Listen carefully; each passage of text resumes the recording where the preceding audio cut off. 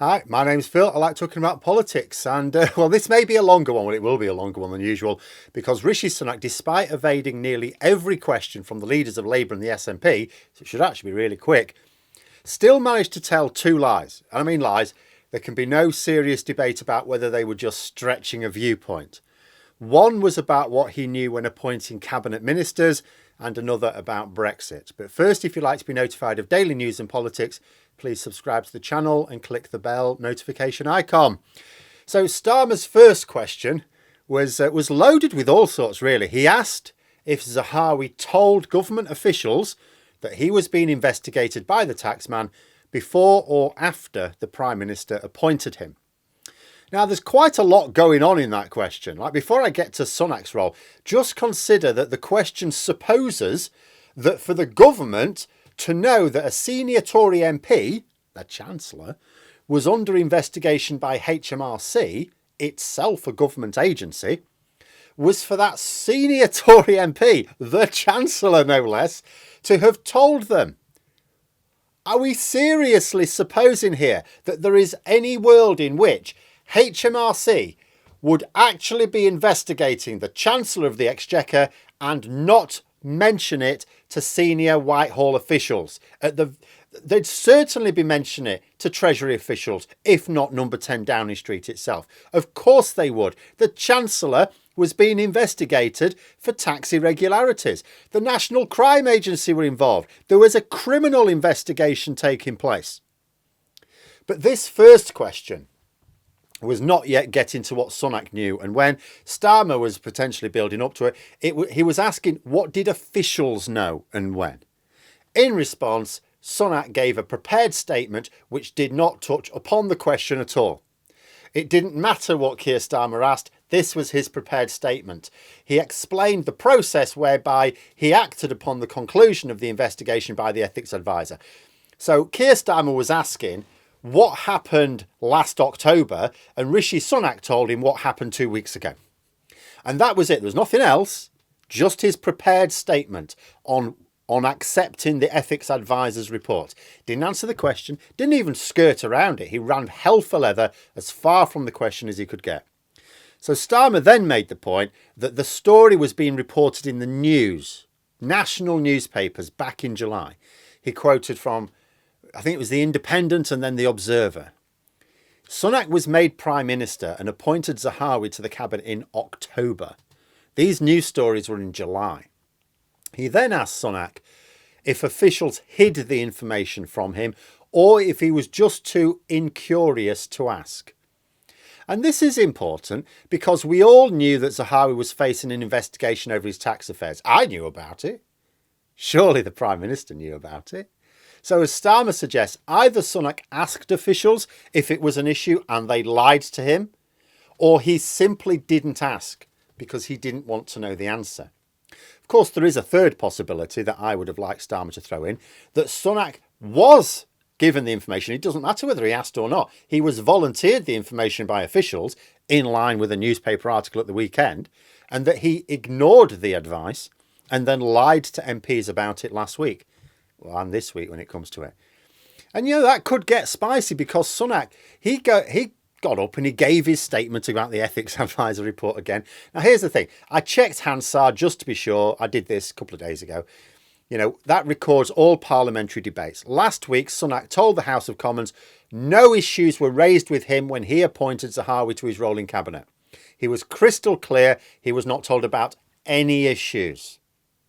He's now said the same thing again. He said the same line again this week. He said no issues were raised with him.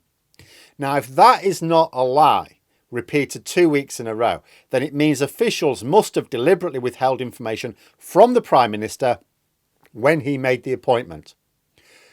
There's no possibility of them just not thinking it's a big deal when it was such a big news story at the time. What Starmer is asking is, did officials simply think to themselves, do you know what, it's a tax issue, it's not really a big deal for a minister who doesn't even have a government department, and so they just, Sunak said, are there any issues I should be aware of? And they went, no, I don't think so. That's not credible. Or is the Prime Minister asking us to believe that he did ask his officials if there's any issues and they deliberately concealed the information because reasons? You know, we knew Nadim Zahawi had been the subject of a criminal investigation into his tax affairs over summer. What we want to know is, did Sunak ask about this before appointing Zahawi to cabinet or not? And if not, why not? This is crucial as a measure of Sunak's judgment. Never mind his honesty, his judgment. Even if you think he's been honest throughout, is he a sound judge? Is he the sort of person that should be Prime Minister? Why didn't he ask the question if that's what he's claiming? But it's not what he's claiming. He avoided the question altogether. He won't answer the question. Why? Why be so evasive? Boris Johnson didn't mind throwing officials under the bus and telling Parliament that he hadn't been properly informed even when it wasn't true. It was invariably never true. You know, then Starmer turned the focus onto Dominic Raab. Now, I am going to say, I think he should have ramped up the dial on these denials first.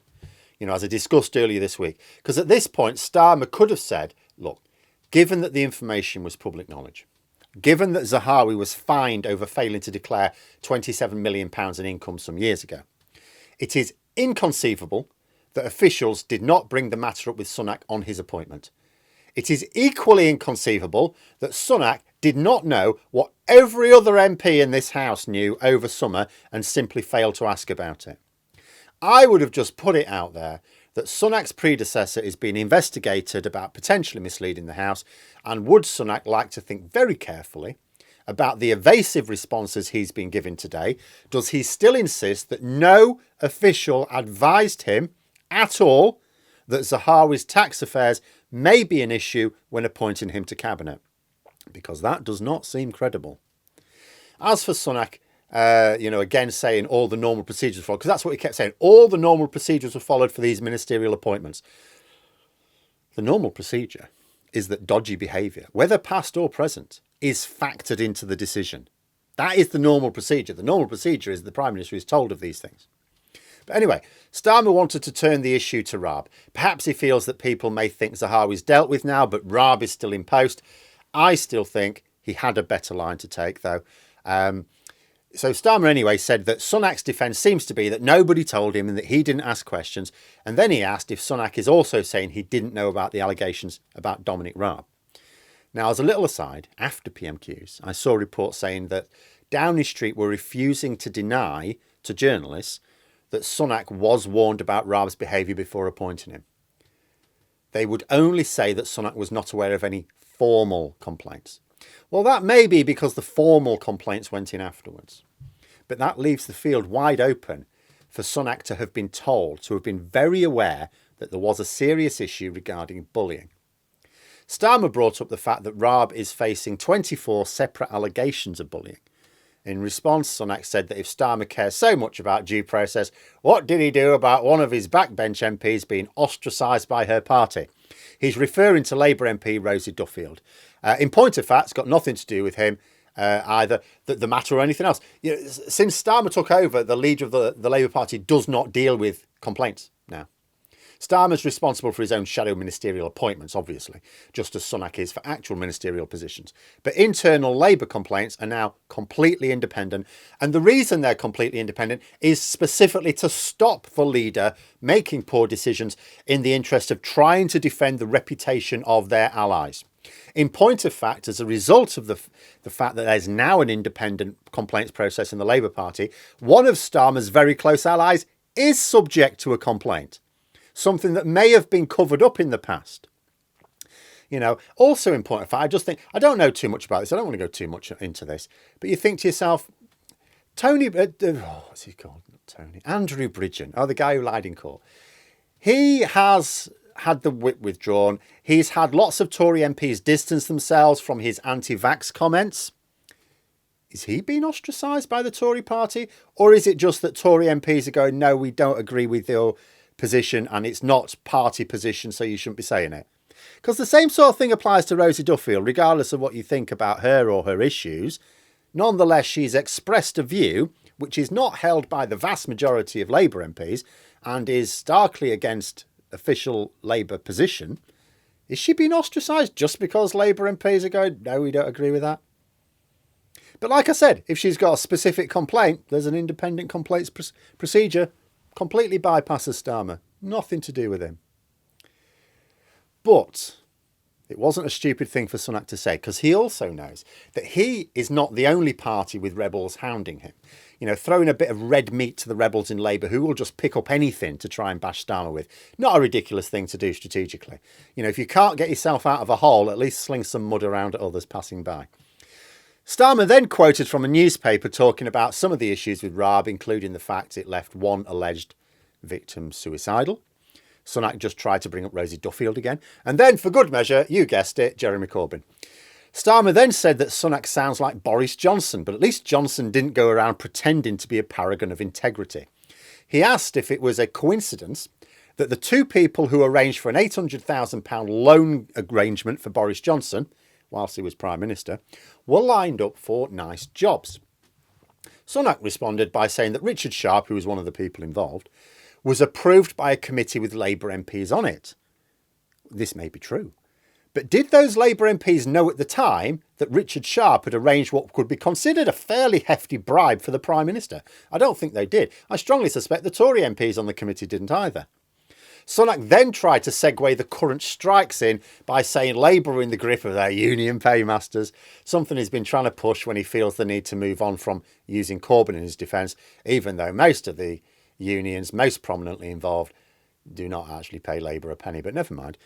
And here's something as well. See, I did see some comment. I've seen quite a few comments saying that people were surprised that Starmer didn't lead with this or make a big deal, because there's strikes today. There's massive strikes going on, huge number of them across various sectors.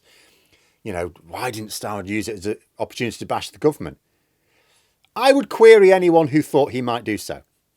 But if they did think he might for some reason, the fact that Sunak himself brought it up should have explained it clearly enough. At PMQs, it's the opposition's job to discuss matters that are not the government's happy place. In fact, it is for the leader of the opposition especially to use their 6 questions to make the Prime Minister squirm. You do that by discussing matters which the Prime Minister desperately does not want to discuss. That Sunak wanted to bring this up, albeit just a little bit. He didn't want to go all mad about it, because it's not a great look for him either. But the fact that he was willing to bring it up is because it is one of his attempts to gain electoral advantage through the Tory culture wars, the only thing they seem interested in pushing. Now, it is a strategy that, as I say, is not entirely working for Sunak, but it is nonetheless one of his chosen platforms. You do not ask questions on the government's platform if you wish to topple them. You must force them to move to uncomfortable ground. The fact is, the strikes are divisive, which is why the Tories like them. Corruption in high office is disapproved of across the political divide, though.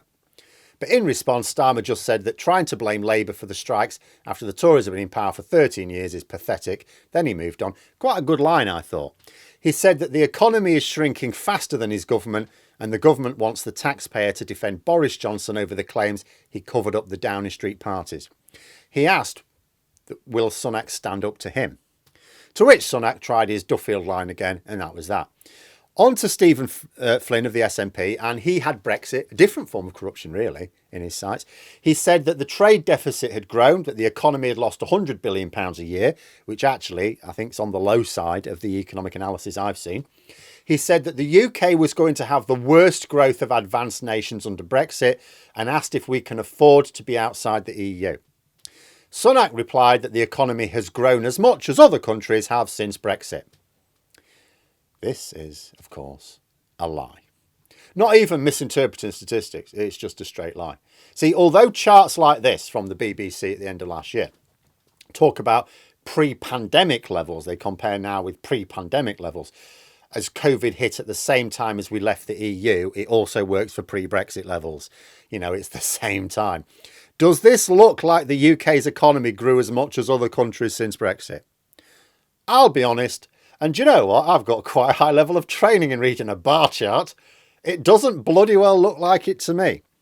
And yes, I will keep emphasising it is not all Brexit. COVID and Russia took their share as they have on other countries. But as I've also discussed in other videos, including one this morning, these pressures were more of a problem for other countries. Germany, as I say, were hit much harder by the war in Ukraine, for example. Much, much harder. We've got no excuses when comparing ourselves with other nations. But regardless of excuses, what Sunak said was still a lie, because our economy has not grown as it did with other countries at all. Now, Flynn didn't really pose another question, as far as I could tell, or turn the screw, I have to say, other than to reiterate the point. I think he compared Brexit to a sinking ship, to which Sunak hid behind Russia's war against Ukraine and said our problem's nothing to do with Brexit. To which I have to go back to what I've said a few times. You know, you just have to, there's no point in dwelling on parallel universes, but you do have to wonder how things would have played out if the government didn't have these seismic global events to hide behind. You know, if COVID had not happened, if Russia had not started its 3-day special operation, which is now only about 3 weeks away from its first anniversary, you know, and you just think, what would they have had? They had nothing to hide behind then. The Brexit, the reversing Brexit process now for me just looks like it's going to take longer, because these things did happen. And the Tories have been using them to hide Brexit harms ever since. Fortunately, it's not working on the public as well as they would like. But not enough of the public are seeing it for what it is as much as I would like. You know, it's a smoke screen which is going to delay the repair to the damage. Economists of the future will work out what it cost us in the end. But we are the ones paying for it right now, aren't we? But there we are. Those are my thoughts. Let me know yours in the comments below. Hope you found the video interesting. If you did, please click the like button. And if you'd like to support the channel further, the join button for memberships. And until next time, I'll see you later.